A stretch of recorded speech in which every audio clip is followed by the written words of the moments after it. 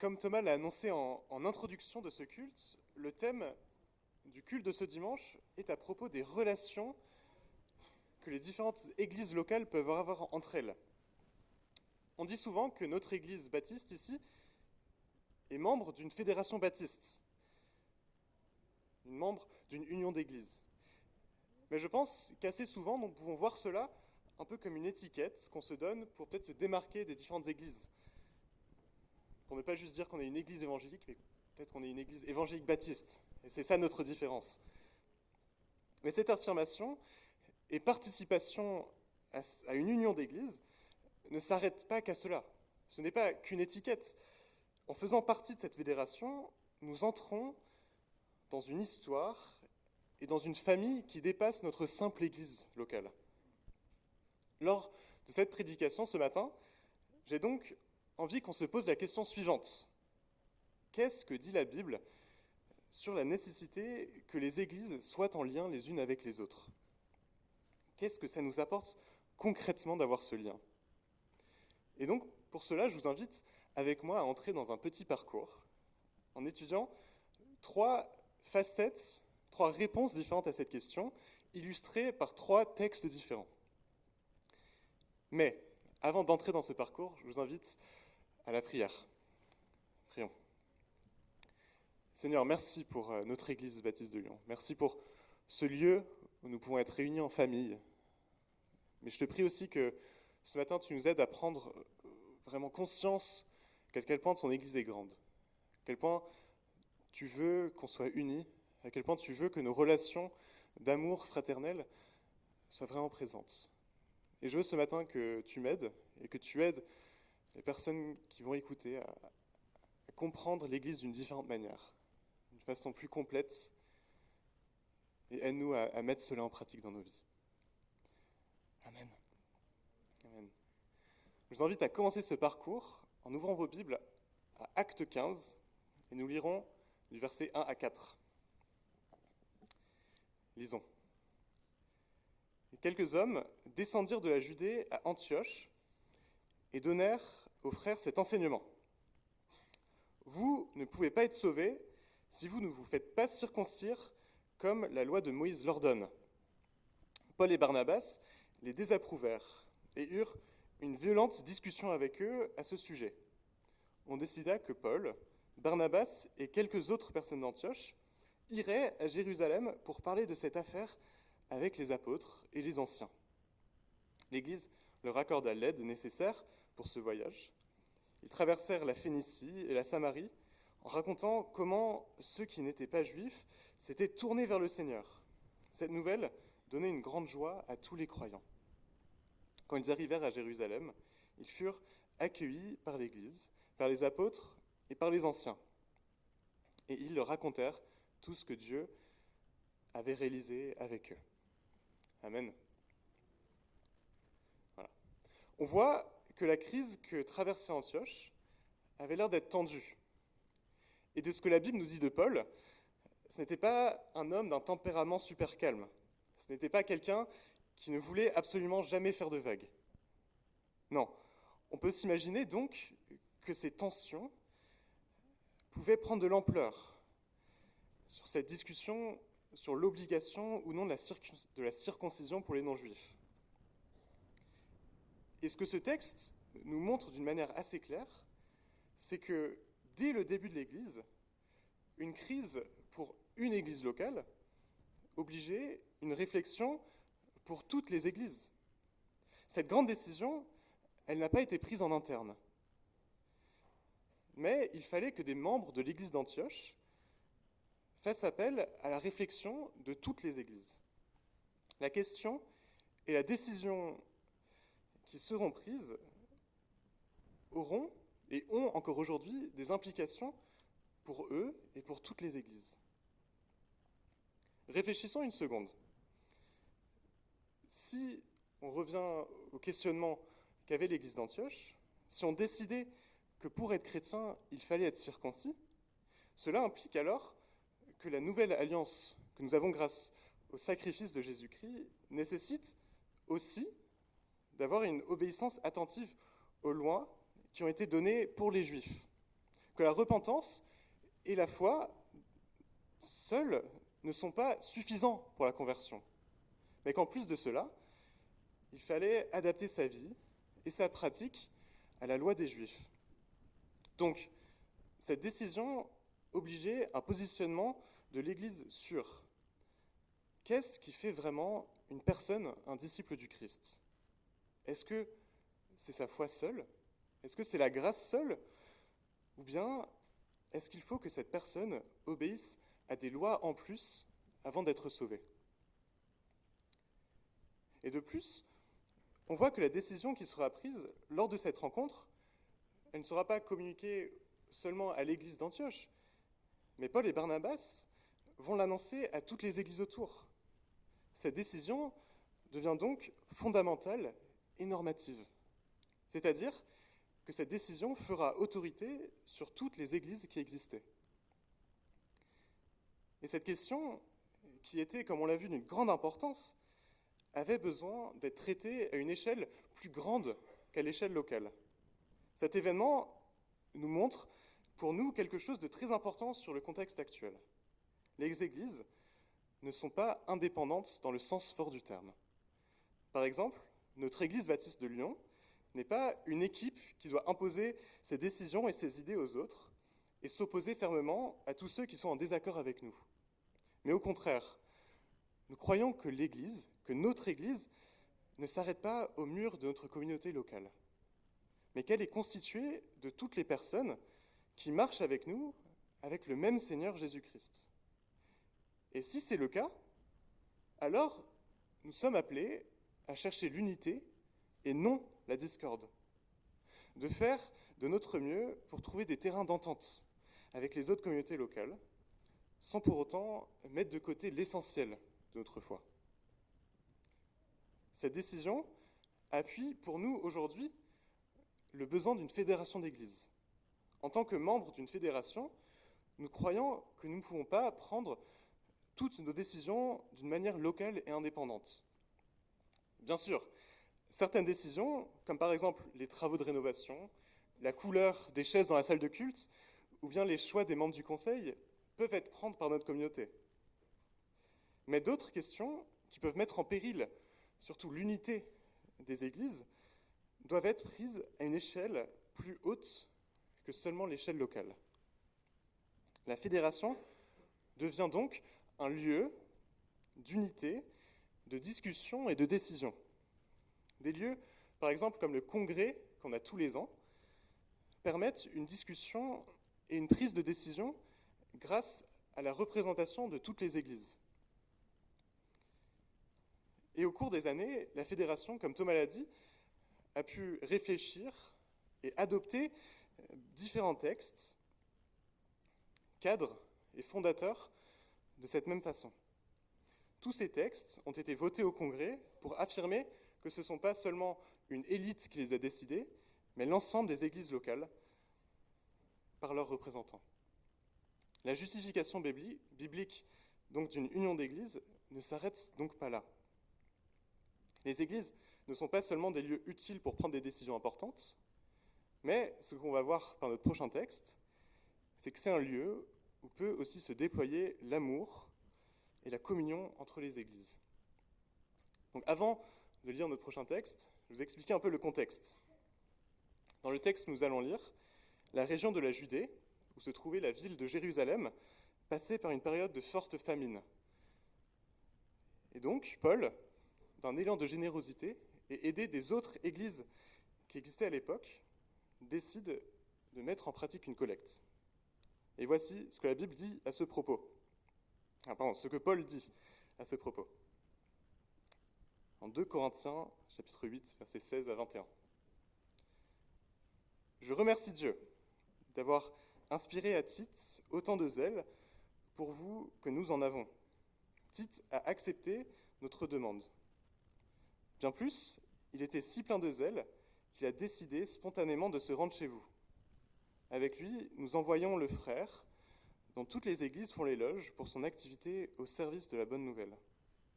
Bien plus, il a été désigné par les églises pour être notre compagnon de voyage dans cette entreprise généreuse dont nous sommes chargés pour la gloire du Seigneur lui-même et pour manifester notre volonté. Nous tenons à éviter que l'on critique notre façon de nous occuper de cette somme importante.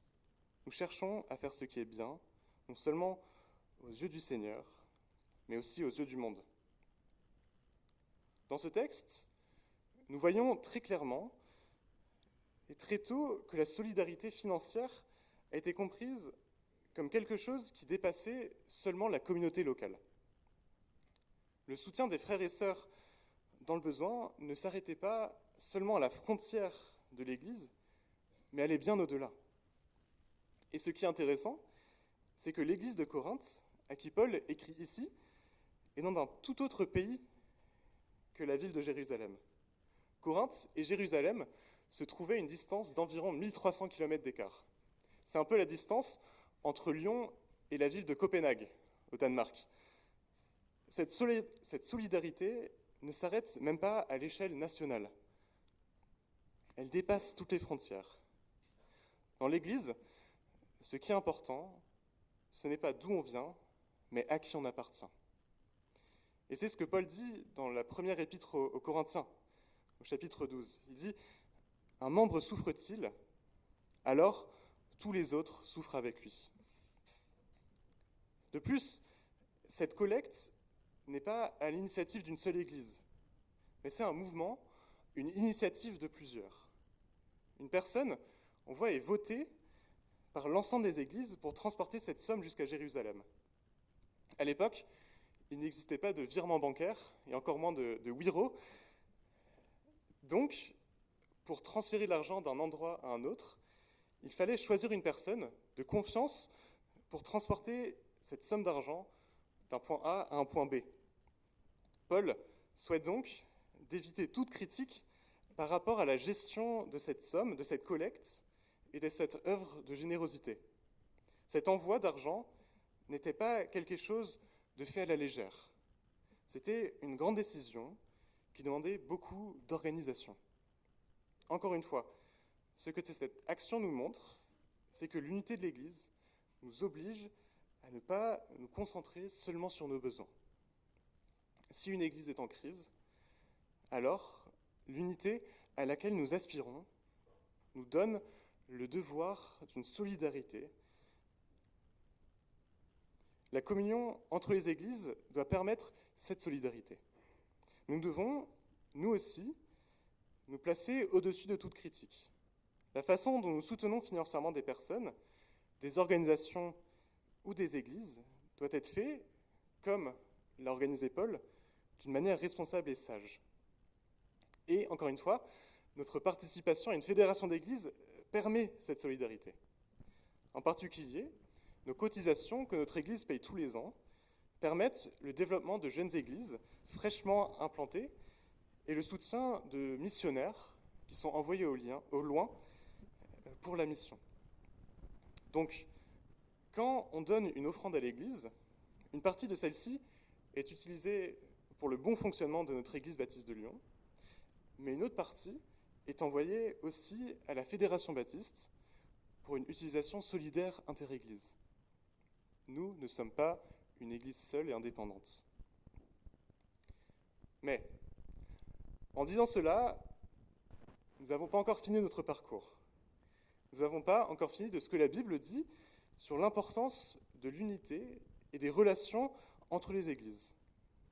Nous avons parlé donc de l'intérêt de ne pas prendre des décisions seules et l'appel aussi à la solidarité au sein du corps du Christ. Mais l'unité de l'Église nous permet aussi de nous soutenir mutuellement sur le plan des différents ministères. Je m'explique, et en m'expliquant, je vais lire un texte.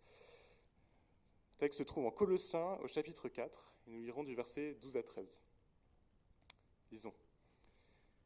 Épaphras, qui est aussi l'un des vôtres, vous salue. Ce serviteur de Jésus-Christ ne cesse pas de prier avec ardeur pour vous, afin que vous demeuriez fermes, spirituellement adultes, et bien décidés à faire en tout la volonté de Dieu. Je lui rends ce témoignage.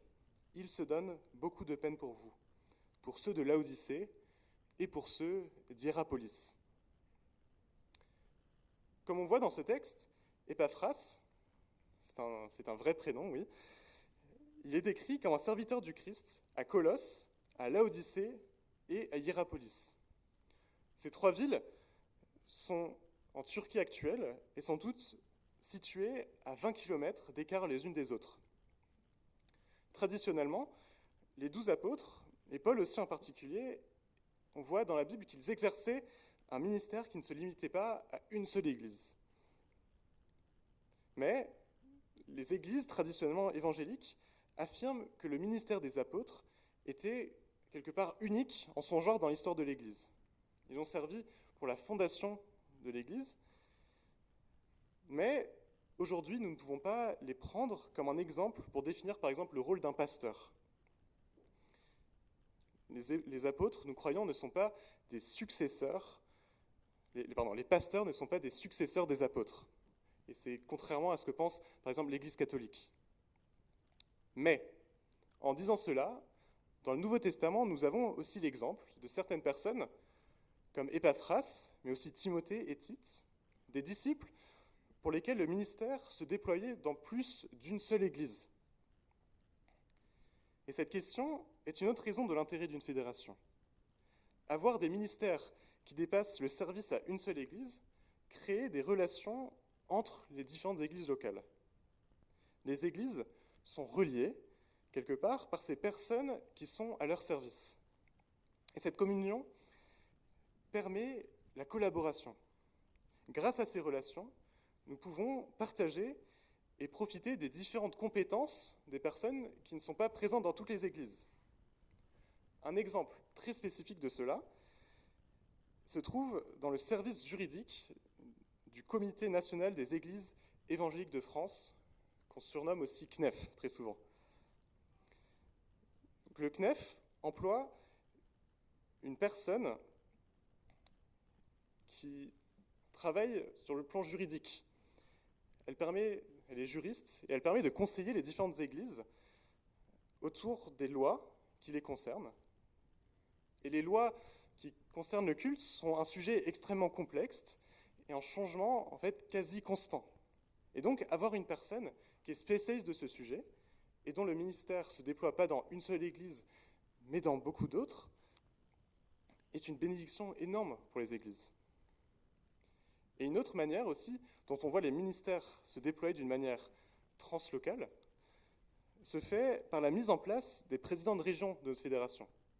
Pour la région Rhône-Alpes, le président de région, c'est Rodolphe Chouteau, le pasteur que vous connaissez peut-être de l'église de Saint-Étienne. Et c'est lui qui assure le lien entre les différentes églises de la région et qui permettent justement la collaboration. On peut aussi citer au niveau de la fédération le ministère des différents comités, ou aussi, par exemple, le secrétaire général. Et depuis l'année dernière, la fédération emploie aussi un coordinateur pour l'enfance et la jeunesse, pour permettre aux différentes églises, elles aussi, de collaborer, d'apprendre les unes des autres et de se soutenir. Tous, à leur manière, relient les différentes églises les unes aux autres en se mettant au service de la fédération et de l'Église au sens large. Cela permet donc une plus grande communion entre les églises. Voilà. En conclusion, au terme de ce parcours, il me semble donc difficile de voir les églises locales comme des entités totalement autonomes, totalement indépendantes et autosuffisantes. Nous ne sommes pas faits pour être seuls, nous ne sommes pas faits pour nous battre les uns avec les autres. Et ce qu'on voit chez les auteurs du Nouveau Testament, qu'ils considèrent, eux, l'Église se manifestant par les relations entre les différentes communautés locales. Une Église seule n'existe pas. Et donc, notre participation à la Fédération baptiste n'est donc pas que de l'administratif. La Fédération baptiste n'est pas qu'une structure administrative, ou bien une institution qui nous rend service quand on en a besoin. Non, c'est avant tout une manifestation de l'Église universelle. Quelque chose de l'Église se joue dans les relations que nous pouvons avoir entre les Églises. Cette unité interne à la fédération et externe, comme par exemple le CNEF, ou la Fédération protestante de France, ou l'Alliance baptiste mondiale, tout ce travail d'unité vise le salut du monde et l'unité de l'Église. En travaillant de cette manière pour l'unité, nous nous joignons à la prière de Jésus et que Thomas a cité en introduction de ce culte. Je prie pour que tous soient un. Père, qu'ils soient unis à nous, comme toi tu es uni à moi et moi à toi. Qu'ils soient un pour que le monde croie que c'est toi qui m'as envoyé. Amen.